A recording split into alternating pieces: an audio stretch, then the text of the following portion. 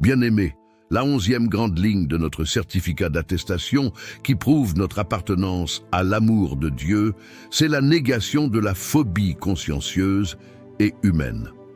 Bien-aimé, chaque fois que tu as peur, tu dis indirectement que Dieu ne t'aime pas, que Dieu a oublié que tu existes. Car une vie où il y a la peur, c'est une vie où il n'y a pas la paix de Dieu et le Dieu de paix. Sais-tu que la peur est une illusion d'un danger imminent ou un sentiment pénible que l'on éprouve lorsque l'on ne se sent pas sécurisé? La plupart du temps, ce dont les hommes ont peur n'est même pas réel. Les gens ont peur de leur lendemain, d'autres êtres humains comme eux, de ce qu'ils vont manger, de ce qu'ils vont porter. Ils ont peur de mourir et peur pour leur santé. La plupart du temps, les gens ont peur des choses connues et des choses inconnues. La peur vient de l'insécurité, et l'insécurité peut être à différents niveaux. Autant d'inquiétudes dans le cœur de l'homme. Mais Jésus-Christ nous donne la recette dans Matthieu 6, versets 25 à 33 pour vaincre les inquiétudes.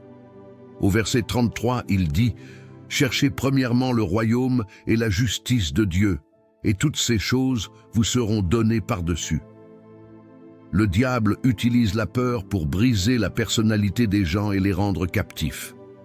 Une personne qui a peur, comment peut-elle se confier en Dieu?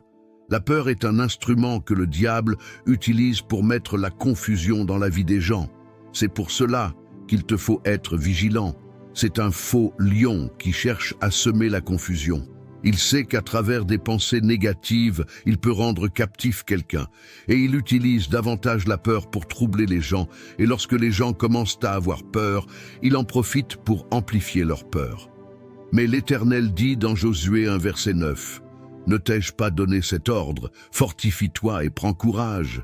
Ne t'effraie point et ne t'épouvante point, car l'Éternel, ton Dieu, est avec toi dans tout ce que tu entreprendras. » Alors, bien-aimé, toi qui écoutes ce message aujourd'hui, fais aujourd'hui le choix de ramener tes insécurités personnelles auprès de l'Éternel et de chercher à connaître et à défendre sa justice en premier lieu dans ta vie.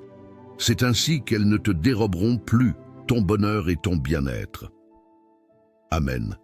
Si tu as compris cette 11e ligne du certificat, écris « Je n'ai plus peur » en commentaire et ne manque pas la 12e partie.